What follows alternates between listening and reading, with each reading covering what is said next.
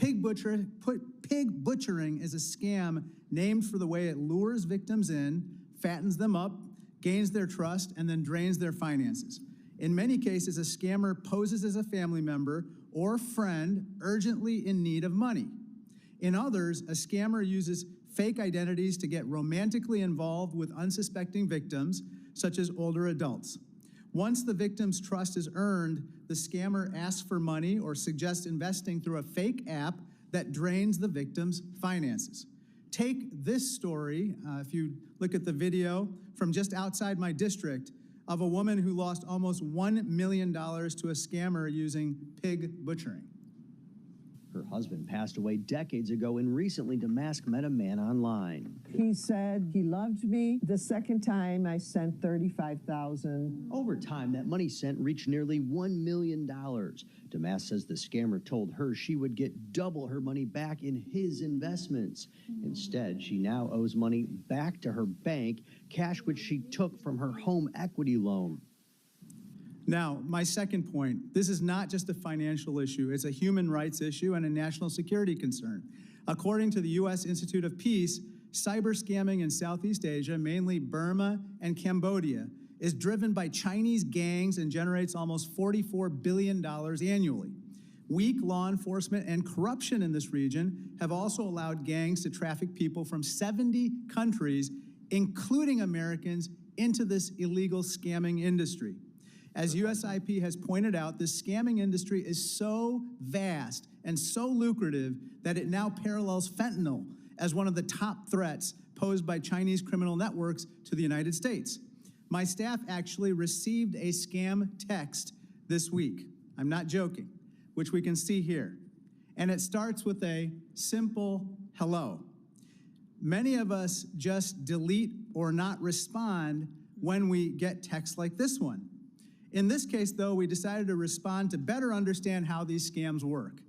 Within minutes, we received a WhatsApp link and pictures of a woman who said her name is Daisy.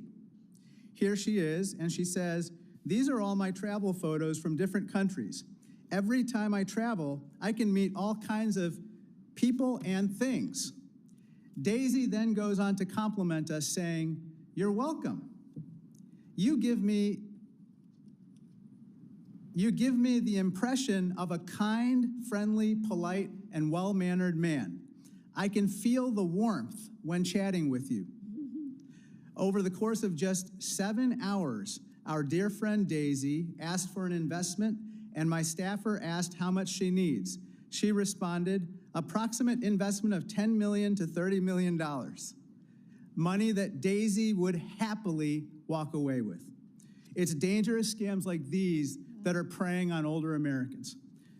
Third, and my final point, there's more to this story than just Chinese gangs operating in the shadows. These groups, these gangs are directly tied to the Chinese Communist Party. This is Wan Kwok Koi, AKA Broken Tooth, a Chinese businessman, or more accurately, a mafia boss, who is behind a scam compound tied to the CCP. Broken Tooth's public motto is, quote, "I used to fight for the triads, and now I fight for the Communist Party." Another gentleman behind another scam city, seen here with a Burmese warlord, is Shi Zhejiang.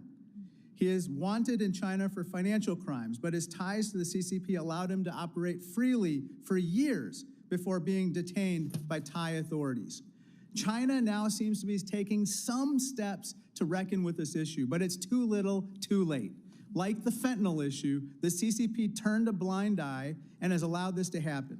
The CCP must recognize its role in allowing gang bosses and scam centers to absolutely run rampant. The financial and human cost of these scams is enormous, and we must act now to protect older Americans. Thank you, and I yield back. Well said. Thank you.